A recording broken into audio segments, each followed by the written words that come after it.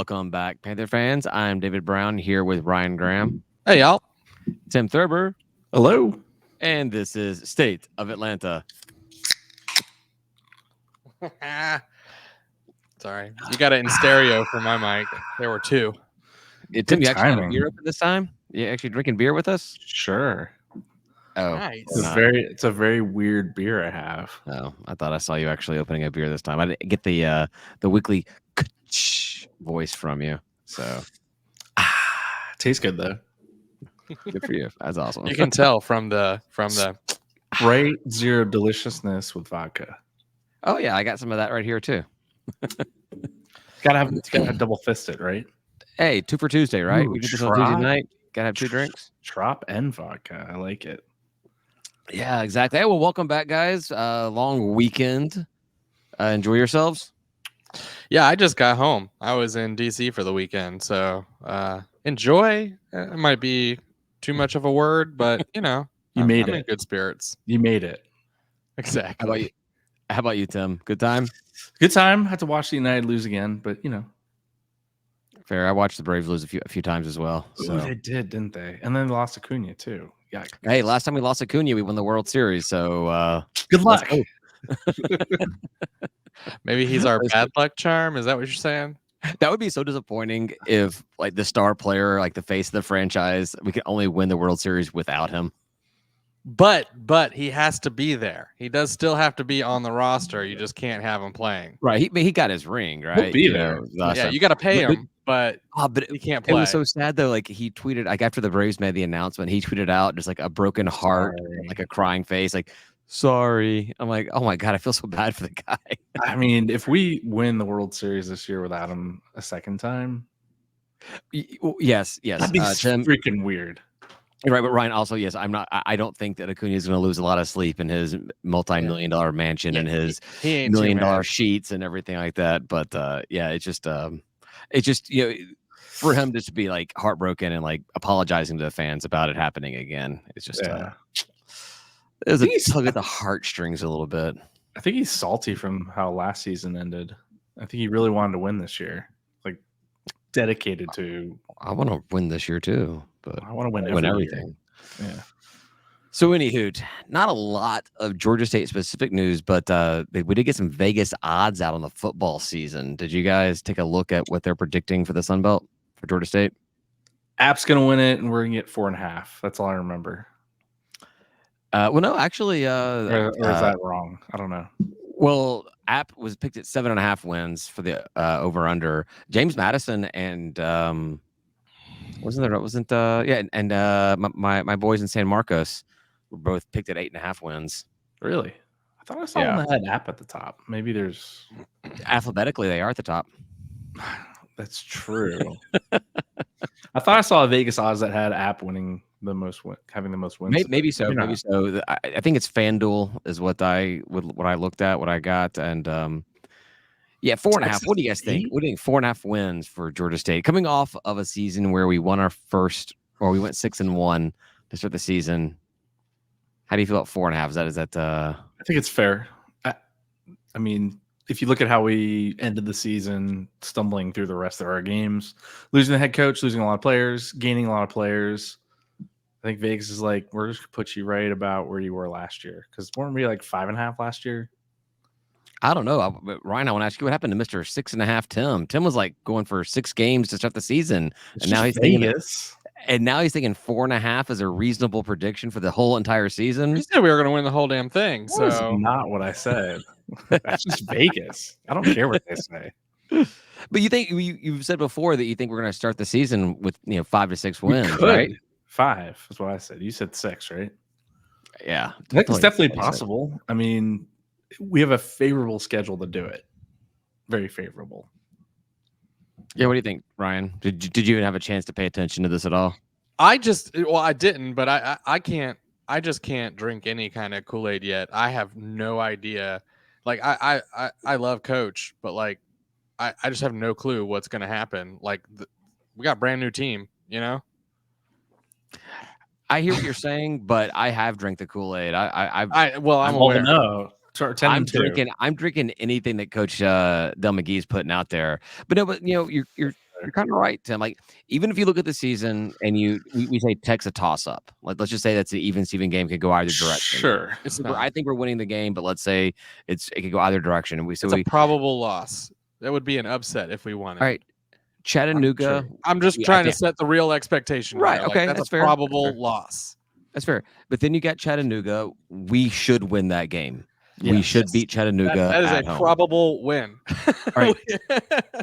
And so that we're at home again with Vandy. This is a team that's only picked to win 2.5 games in their Vegas odds. That is the most winnable SEC game that we've ever had on our schedule. That I have no problem putting that down on as a W as well. I don't see any reason why we should, at this point in the season, should think anything less than that. Trash down south comes to town. Trash down south, we beat them more than we don't. So I'm willing to put that one down as a W as well. W. All right, then we got Old Dominion, a team we should have beat last year. Ooh. The only other team in our division that is picked at 4.5 wins like we are. There's going to be the players that do remain from last year want that win. Coach Dell McGee is a type of coach doesn't even want to be in a conference with this team. He thinks we should beat the snot out of them. That's a win. So they got that Troy State energy though, where like it doesn't seem to matter how well they're doing or how poorly they're doing. They seem to be able to play us well, if not beat us. We had that coach Sean Elliott energy who just shit all over the rest of the game at the end. That's right. See, I'm gonna go with Tim on this one because I take the opposite approach to it. I think that it's like the inverse type thing, whereas Troy State will just come out and they'll get us when we think we're feeling really good about ourselves, and Old Dominion, we just go in feeling good about ourselves and then we just shit the bed, and it's on us when we lose to Old Dominion, it's on us, but when we lose to Troy State, it's on Troy State. So I don't know, man. Wins and losses, that's all they are. All right, so anyhow, that's 4 wins. That's 4 wins right there. 4 wins in a row. And if we do beat Tech, that's 5. That's already over the 4.5 projected. And then you got Marshall, who we beat last year. We have him at home this year. I don't know what's going to happen in that game. I'll give you, Ryan, Appy. We should pencil that one in as a loss. I'll even pencil in James Madison as a loss just because we haven't played them that well in full 4 quarters. But we also have UConn. We head up to Stores. We have UConn. That's a game. Like Vegas didn't even put odds on them because I don't think they do negative numbers. So there you go. Now we're looking at 5 They're going to catch wins. the ball and run backwards. Is that what you're saying? They're just like you get safeties constantly. So I just don't. I think that 5 wins is very, very doable because then you still have Arkansas State, which somehow got. I think they're picked at like 6.5 wins. That's crazy to me. Texas State 8.5. But then we end the season. Worst case scenario, we end the season with Coastal at home, a team we've not beaten at home ever. But that if worst case scenario, that's the game that makes us bowl eligible. Coach McGee's not losing that game. He's not losing that game, and that's a whole new team too. But like sheer will. What are you saying? Like he's gonna run out on the field and he'll get on the field. Yeah, he'll get on the field. I don't think he's eligible, y'all. Like I'm pretty sure he ran out. I know he's married. But no, I think that 6 wins in a bowl game again is that what should be expected every season, and I don't see any reason why this team and this coaching staff can't get us back to at minimum of 6 wins again this season. I think I am personally saying everyone should take out as much money as they possibly can, fly to Vegas, put every dollar of it on the over on Georgia State, and don't blame me if I'm wrong. Well, then pay us if you win. Right. Yeah, that's the most important part. Subscribe to our $10,000 Patreon level. And you said it's 4.5. Yeah, 4.5. Yeah. Vegas. Yeah, I could probably go 5, no problem. I think 6 is 5 feels fine. I don't have problems with it just because of the unknowns. That's it. But I like what Vegas doesn't care about Coach McGee. They're just looking at stats. Yeah. I mean, they tend to be right more often than not, but I definitely think that you're right on this one. I think last year. I hope they were wrong last year. They're not taking into account what we've seen already from Coach McGee. They don't pay attention to the G5s that much, and they're definitely not paying attention. Out for a little while and been adjusting based on the market, or is this like the initial line? It's come out since we recorded last week. So that is sort of the thing. Is like I think they get it right, but they get it more right over time because as the bets roll in and they start adjusting things, people that are more knowledgeable about things other than just stats are the ones putting the money on there and sort of have a better understanding about like what's actually going to happen. Probably some of those people are professionals. Literally, they watch it every single year and they're like, I know exactly what's going to happen, and they're pretty good at it.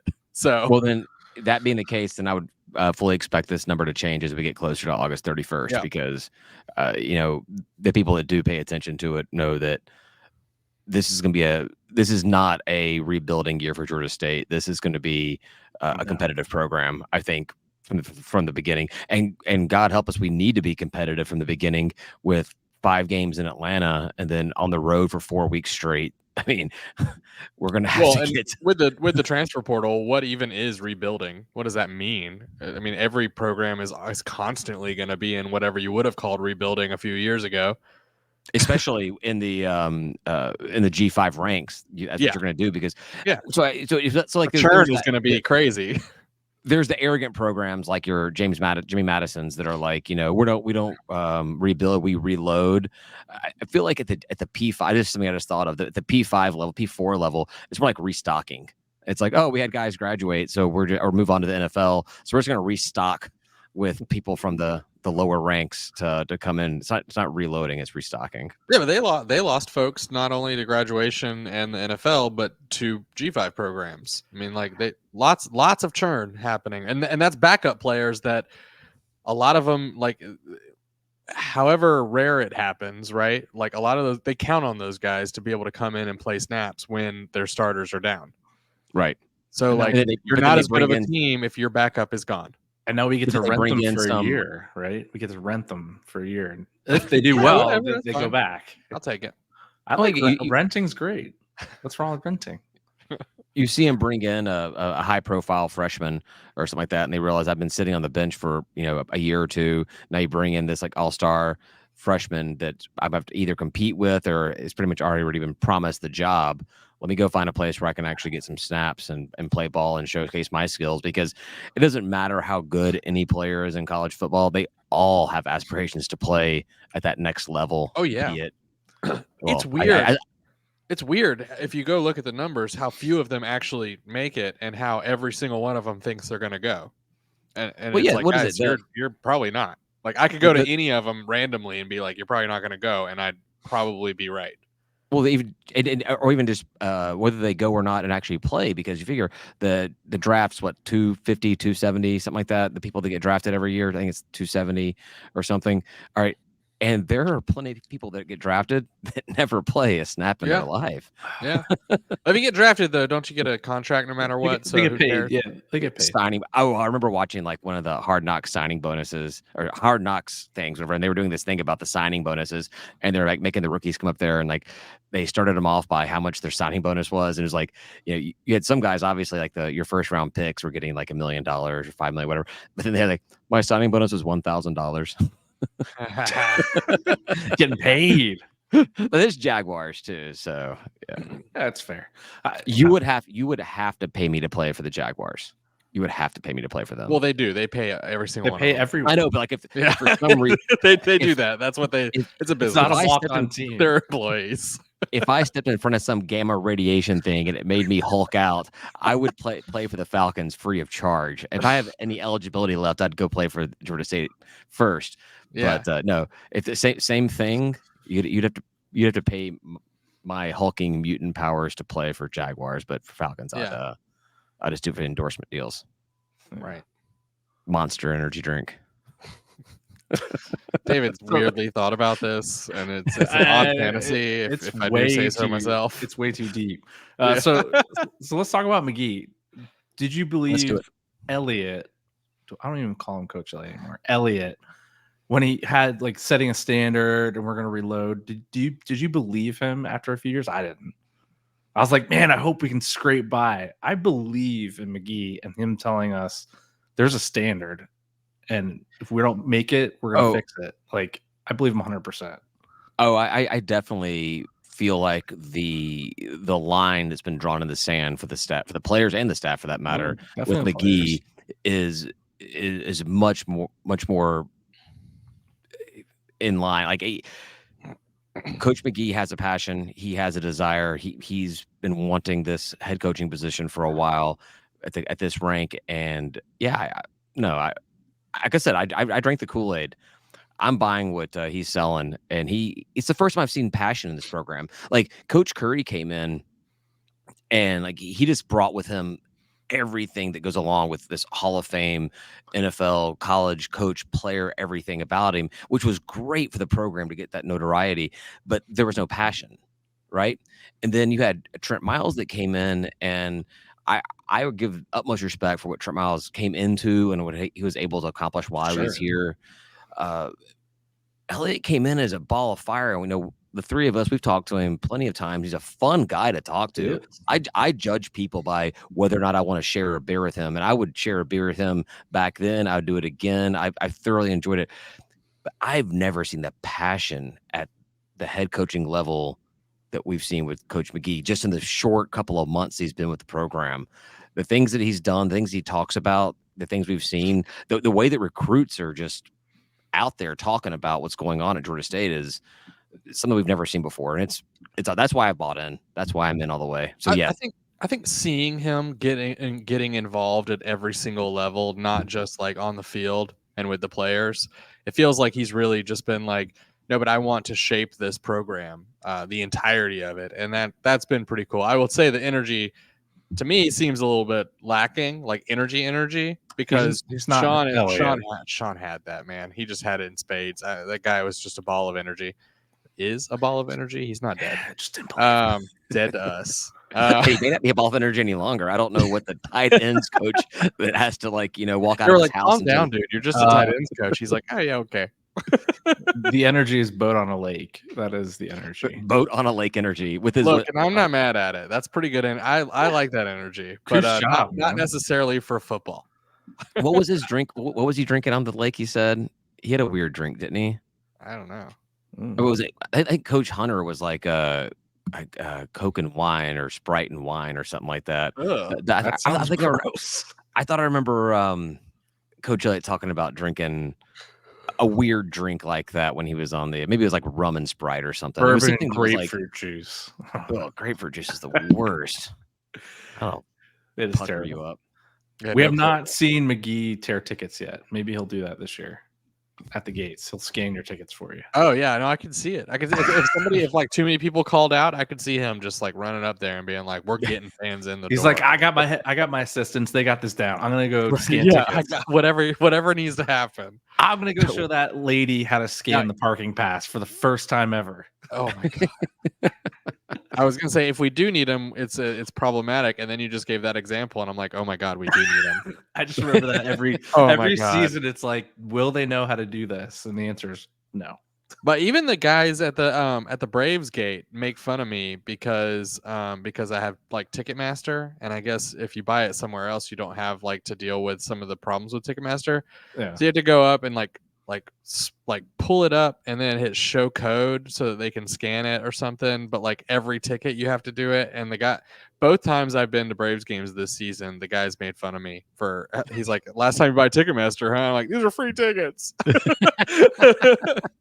Well, you can't be the only guy coming with Ticketmaster tickets because no, I bet there's a bunch, but he makes fun of all of them, I guess. Yeah. Well, I guess he's paid by Live Nation. Maybe. For now. Until a lawsuit goes through. Yeah, another lawsuit. Yeah. What else we got? McGee is awesome. I think we got that far. Yeah, McGee is awesome. We all believe in him. Looking forward to it. Until he proves otherwise, which we got actual football ahead of us. So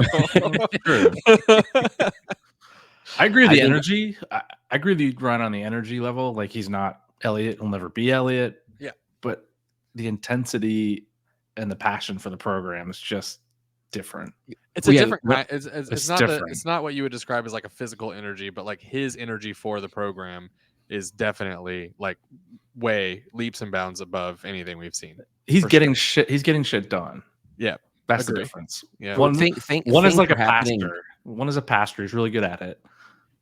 Nothing's behind it. The other one is like legitimately doing all the things to make it happen. Yeah, he's the highest paid coach Georgia State's ever had. He has the largest staff that any coaching program has had at Georgia State, getting paid more. Things are changing. Things are different. He is that driving force. And when I say energy, I don't mean it, Ryan. I'm right there with you. I don't know if we'll ever see a coach for Georgia State that has the amount of energy on the sidelines as Coach Elliott did. But when I say energy, I'm talking about just like that, like you said, Tim, that passion for the program and working on everything. So, yeah. Can't wait.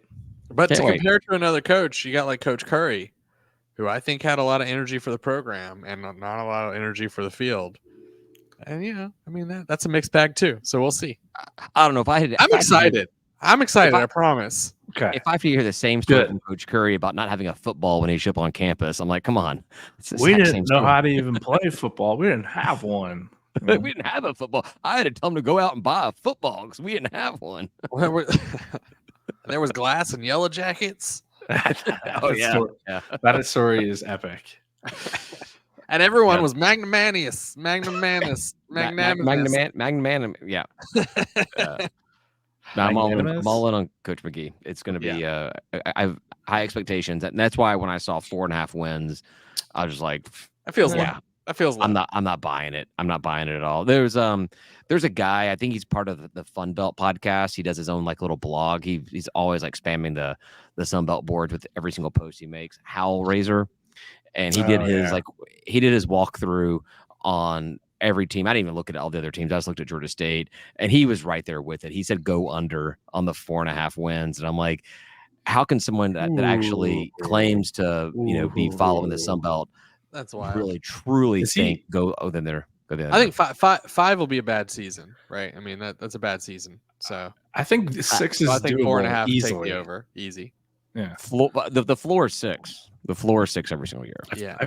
Is Hal Razor the same as the A State fan rules guy? I think he just changed his handle. Yeah, he's. I think the blog is Hal Razor. Yeah. I don't say he's a douche. You're an A State. You're an A State fan, so you're a douche. But I have met plenty of people from the state of Arkansas, and not a big fan of them. And that's where my family comes from, so I can say that. I feel bad for your family, dude. It's amazing the fact that I am who I am and where I am at, because my family is like a crossbreed of white trash and redneck. It's like I should literally be living in a trailer or something. I don't know, with a lot of meth. But I guess opposites attract, and two negatives make a positive, something like that. I don't know. Maybe. All right. It's getting deep. Speaking of trailer trash down south lost the Sun Belt baseball championship, so that's fun. 6 times they've been, never won. Hey Ryan, hush it. You can go silent on this one if you're going to talk like that. All right. Yeah. Okay. All right. Fair enough. No. That's all. That's actually what I needed to hear. So. No, they made it. But go ahead, Tim. Sorry. They're kind of like the Braves, right? Getting all the way in the playoffs and then. Do not insult the Braves like that, man. Come on, dude. I double thought about that, but I had to go with it because it's like the Braves. They can get all the way to the end and can't win. In true Atlanta fashion. What is wrong with you people? They're not even an Atlanta team. I know, but they like to make fun of us. But they also like to live. They also like to live like us. I'm trying to make fun of them right now, and you guys keep on talking about how great they are. It's kind of exact opposite of what I'm going for. I asked a simple question, and I even cut myself off. All right, so well, they do take pride in themselves as being a baseball program. That's one of their. I use the term school loosely, but they take pride in that, and they made it to. What is it? They made it to 6 Sun Belt championships in the past 9 years, and they've lost every single one of them. They're 0-6. That's kind of fuck. Oh, sorry, I can't say that. That's kind of. Do they get a flag for every loss? Yes, it's a red flag because that's the best they could do. Yeah. I mean, that's gotta be like if we were in the same position, we'd be pissed. Like getting all the way to the end and losing every time. I know exactly what we'd be like if everything was the same and we were the team that had lost 6 Sun Belt baseball championships. Be like, we would be, hey, just wait until we get that stadium down there in Summerhill. That'll be what's going to take us over that hump. That's going to get us over that hump. We're going to get that one player we keep missing out on from the stadium, and we're going to get in.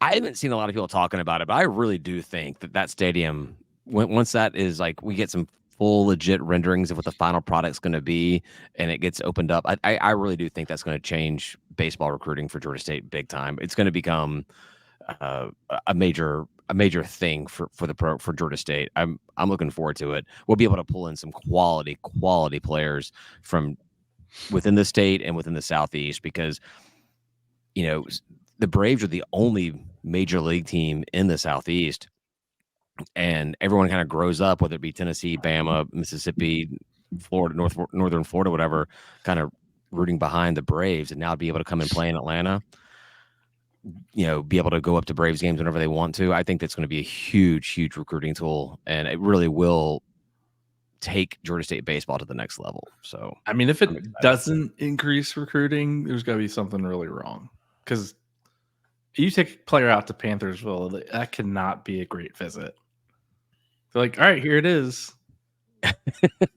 Wait, but wait, what is your lockers and practice facility? It's in the Braves old stadium. You're hang on. Let's go for a 30-minute drive, and you'll find we'll take you to your locker room. Right. Yeah, and on top of that, it's there are no shuttles despite the fact this is a bus lot depot, there are no buses or shuttles that take you to the games. You have to drive yourself to all practices and all games. That's crazy, by the way. That is crazy. I had no idea until this season that was true. I'm like, what? You don't bus like the team out there? They should be able to park at the stadium and then take a shuttle. Take all a together shuttle as a team. All of them. Yeah, absolutely. Go warm up on Center Park Field or something. Like toss the ball around until everybody gets there. They do that. They'll do some batting practice and stuff there. So yeah. Whoever created the word doo-doo as a child. Doo-doo. That's probably true.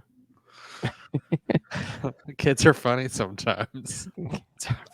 I'm excited about the stadium, though. I think I know we don't have any renders. I know we have the original one, and our Sunbelt brethren have shed all over that too, because it's going to be a new shiny thing, and they don't like new shiny things for us. They hate them. So I think it'll be easy for us to expand the stadium when we need to, the way they're going to build it, which.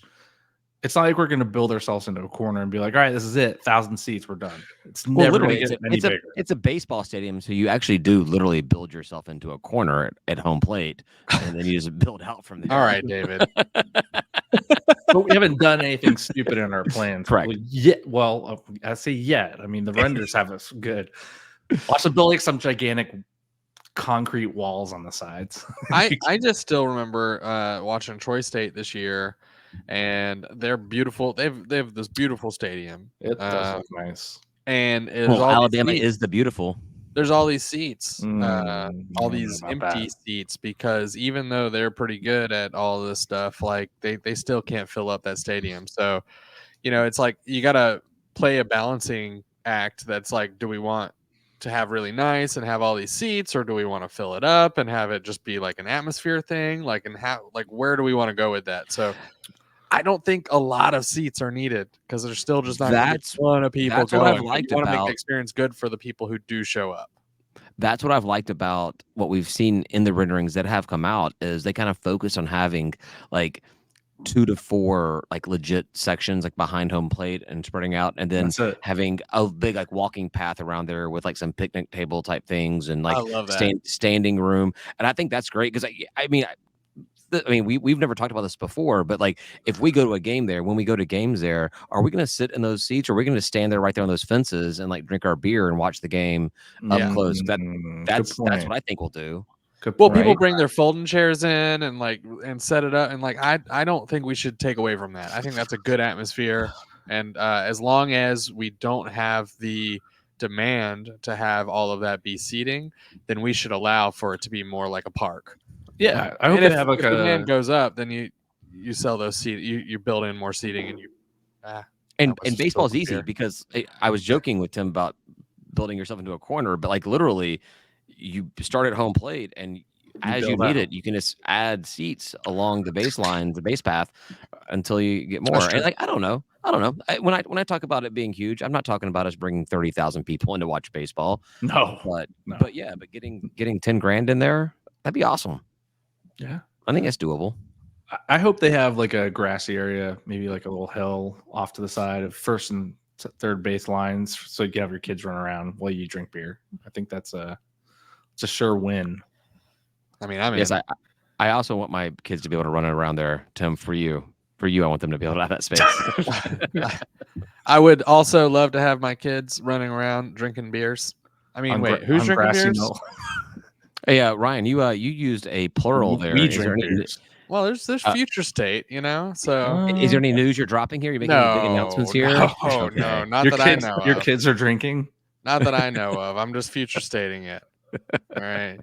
They might sneak a beer. Look, there is a plan. The plan is not. That's fine. Whatever.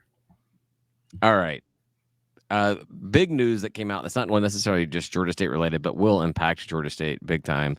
Is this the Power 5 teams have so graciously decided to make a settlement case on our behalf, of all college sports for paying players. Universities actually paying players. So they're employees, right? It's a question. Are they employees? Contractors? Contractors. You're gonna 1099 those asses. Yeah. I mean, I don't know.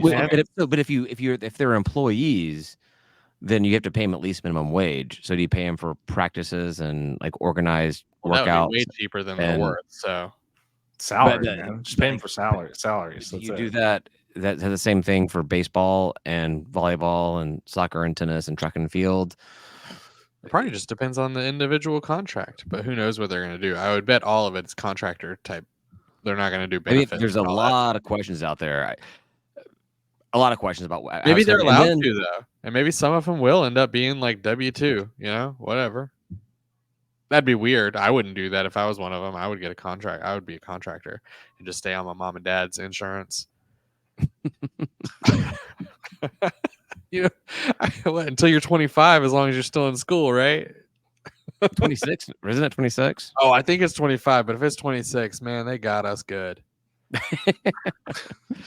but there's also going to be like massive tax implications, which I think is kind of funny. I think Ryan, you'd probably find it amusing as well. Is like they wanted the government to legislate this whole thing. They go to court. Like you invited government into all of this. Yeah.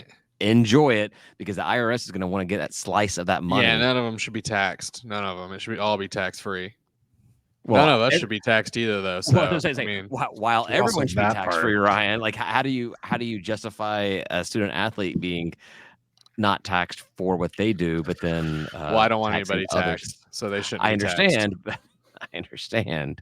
It's wrong to tax people, so you shouldn't tax kids. It's going to be an issue. They're not.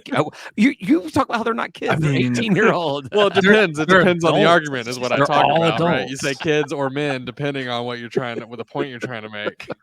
G5 college athletics are going to get expensive for our schools somehow.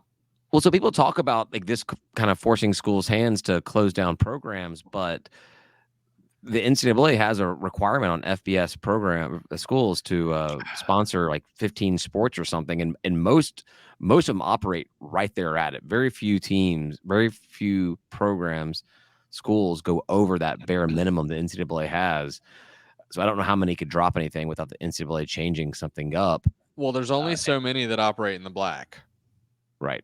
Well, really, no programs. I mean, even at the most, the biggest schools outside of football and men's basketball, very rarely does anything operate. I think it's like all of football pretty much is operates in the black, because I'm pretty sure even we operate in the black on football for sure.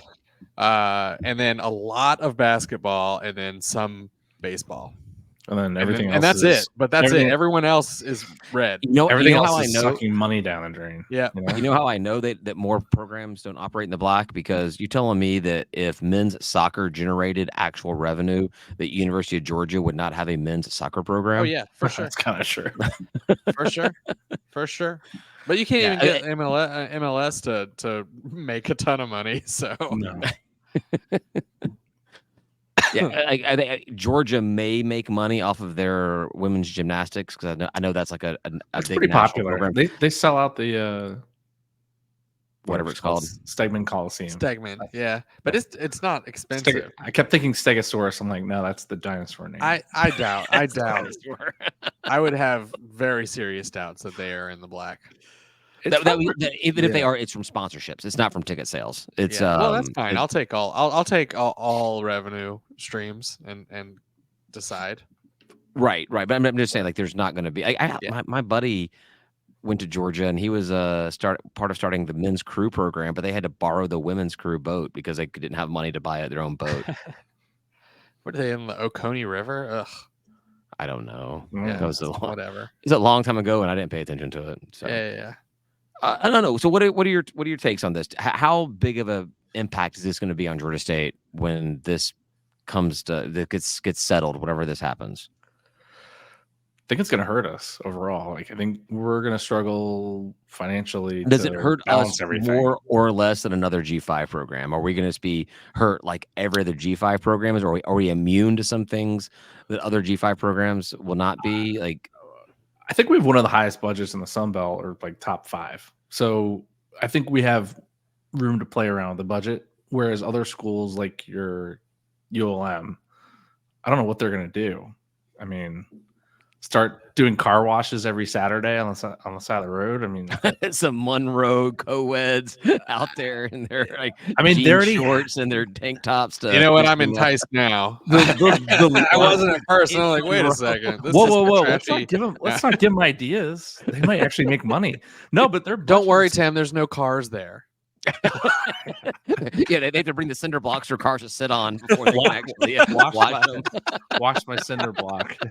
No, but they have a super tight budget as it is, and then this just compounds on top. I don't know what the hell they're gonna do. Other schools that are that low in budget in the G5, maybe defect into FCS. I don't know.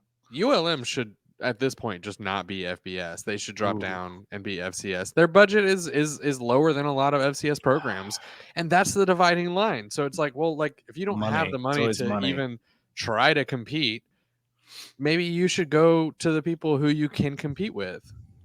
Like I mean, I don't know. So if I'm not mistaken, this is not a requirement that schools pay players, but opens up the ability for schools to play players. That's my understanding. But you're gonna have to.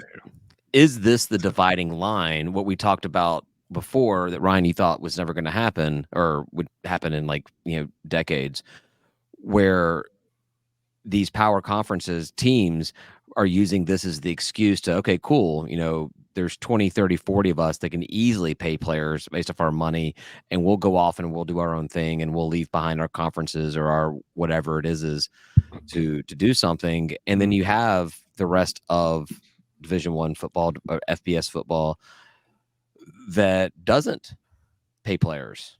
This is the first carrot. There's like that scholarship difference between FBS and FCS. Maybe it's paying players versus not paying players. I'm not thumbs upping Apple. I was actually just talking with my hands. Apples are dumb. But no, that it's that that would be the dividing line. Schools that pay their players versus schools that don't pay their players. And Georgia State would probably be part of that school that doesn't pay their players. But there would be that would be the largest, in my opinion, that'd be the largest division of football, because you're only going to have 30 or 40 teams up there that are really, paying enough to justify paying it. Because just because you can pay your players, $5,000 a month or something, but when you got Ohio State paying, $250, $300 a year, that $5,000 doesn't really compete at that level. So I think that they could break it out to be like, all right, we either pay players or don't pay players, and that becomes a dividing line. I don't know. That's just an idea that I had. Just get a salary cap in there. We'll just treat it like any major league sports team with all the rules around caps. And I don't know how the NFL got that in place, because it seems like something that they wouldn't want. The union. Oh, yeah. Well, and there is no players union yet. Yeah, now a lot of people. I know they tried. There was a group of players out of Northwestern that tried a few years ago, and I think they got like the government said you can't really do this because you're not technically There was a school that employees. actually got it approved or something. I think like in New York or whatever. But here's my question, and I don't know anything about like unions or union law or how that operates, the collective bargaining agreements. But like I get it with the NFL because you have a singular organization, the NFL, that's in charge of all this kind of stuff. But for the union to negotiate with, but then if you have a union, a players union, who are they negotiating with? The individual schools, the conferences, the Well, and that's NCAA. NCAA has pretty much lost their authority already in this whole conversation. So who's going to be the unfortunately, I think that would enforcer? give the NCAA, if it was a players union that was like overarching, it would give the NCAA probably more power because that would have to be the negotiating, like who you negotiate with. You can always just have like a union per school. You know, I mean, there's 80 something scholarships for football alone. And if you want to just say all players, I mean, there's a pretty good union at every single school if you really want. Don't give the players any ideas, Ryan. I don't care. I'm okay with unions as long as they're voluntary. We can talk about that later. Yeah. We can talk about that separately, Ryan. We'll dive into that. More power to them. You know, I mean, if they want to collectively like just be like, hey, Or we're we'll not just go going to with it. play We'll talk unless about it right you, now. Who unless you cares? pay everybody this much, and whatever they do. There's it. some there's some back pay part of this whole conversation as well. Players that have previously played would be entitled to some money that G5 programs are required to cough up. I read that back to like 2016 or something. Yeah. How they determine that cutoff? They're like, everyone before that, you don't count. Was Probably it like when statute of limitations, or I don't probably know. when that kid started school, probably like the year that he started. There you go. That the house guy, whoever it is. House versus NCAA. Yeah. So what do you think, David? Is it going to hurt us at all? Do you think it's whatever? It doesn't matter. Well, I'll tell you this: it hurts what we're used to as college athletics. We're going to see in the coming years. We're going to see a completely different sport, and it makes me. I mean, I really would like for something to happen that both these rich teams can get their happiness out of it, but then the other programs like ours can maintain some level of the traditional college athlete experience, because one of two things are going to happen. Mm-hmm. Either we're not going to be able to keep up with it, or the sport becomes something that just doesn't connect with me any longer. And the sport, I mean, all the sports. That would suck. So we'll see. We'll see what happens. But, you know, I would be okay with the top of the top moving on and doing their own thing, and us becoming, you know, the new part of whatever FBS is. Would we operate by different rules at that point? Probably. You know, like, hey, look, that's great. Here's this thing over here, high dollar, high money. You're gonna make the same tons of money in college to play ball. It'd be the same thing as the FBS FCS split, or the Division 1A Division 1AA split that happened in the past. But I think that when this happens, we still get a lot of you'd have a lot of storied programs that would be around in the FBS level. You wouldn't have Georgia and Ohio State, Notre Dame, Michigan, USC. You wouldn't have those kind of like big, huge national brands, but you'd probably still have you know, one of the two Mississippi schools, your Wake Forest. You'd have some Kentucky, you'd have something like that, and still programs that people grew up seeing all the time, playing, you know, every Saturday. I don't know. I think you'd find like more traditional fans that are yearning for the old days of college football would probably like what our league would become, right? You'd have teams that would step up and become the leaders of the league, right? Or conferences or whatever's left over. Who knows what it's going to be? Yeah. And then there's going to be the people that are like, all I care about is the money. I want to see NFL light. This is it. This is where I'm at. This is what I want. I don't care about teams, colleges, any of that. I'm paying for this entertainment. Like, I think you're going to have a split of people. Well, I talked to a buddy of mine who is Atlanta born, raised, went to Athens, only school he applied to, huge Georgia fan, you know, as diehard as they can come. But we've talked about it with the way things are trending, and he's like, I'm glad we got our national championships when we did, because he sees a day and age where he just can no longer connect with the University of Georgia as a sports program, because it's not what you had kids in your class, you had athletes in your class, you sat next to them, you watched them give their presentations, you saw them at parties, and you saw them at all that kind of stuff. And now you're getting to this point now where you're these paid athletes, and they're going to be off doing their own thing, and it's not. What's the point? It's similar with the NFL. Like, why the hell do I give a crap about a Falcons quarterback because he plays for us versus someone who lived here? We still do it. I do it. But he could be gone next year. Yeah. Who cares? So what are you going to be a fan of that guy instead? Right. He wants to be a Super Bowl winner no matter which team he's with. It's when you find people that's why I love Chipper Jones so much. He came in here to Atlanta from the Braves. He wanted to be a Brave for life, and I love Chipper Jones for that. I always love it when you have a player that has their entire career in one city. But they're the exceptions. They're weird. Oh yeah, sure. But they're very lovable exceptions. I feel like, are we getting to the day where it's going to be Georgia's like, all right, so you're a great player. Here's $350,000 a year as an option. We also offer this thing called a scholarship. You can go to school if you feel like it, but you don't have to. We really just want you to play football. That's it. Whether they actually attend school or not is a big question. And then I don't know. I think it's coming. Whether it's tied to it or not, because why wouldn't it? Why would it be anymore? Who cares? With some company, or I shouldn't say with some companies, if you work for a company and they pay for education or other types of fringe benefits, that becomes a taxable income that you have to pay taxes on what they're giving you. That said, there's plenty of kids that work jobs at universities while they're attending school, and they're not paying taxes on the I guess they wouldn't have a scholarship necessarily, but I don't know. When I was a certain age, I remember I used to tick the box saying that I wasn't paying taxes, and I didn't ever owe after that either. I don't 100%. I'm gonna enroll back in school and stop paying taxes, Ryan. Maybe I should stop talking now, and feds are listening. We should check those boxes on our taxes now and see. Ryan Graham, RYANG. Well, and then at some point, I had checked that box, and then I did my taxes, and they were like, "No, you owe us a lot more money than that." And I was like, "Oh, whoops! I shouldn't have checked that box this year." And I had to forget what the reason was. If I was like full-time student helped me or something like that, but I think there are tax implications to being a full-time student.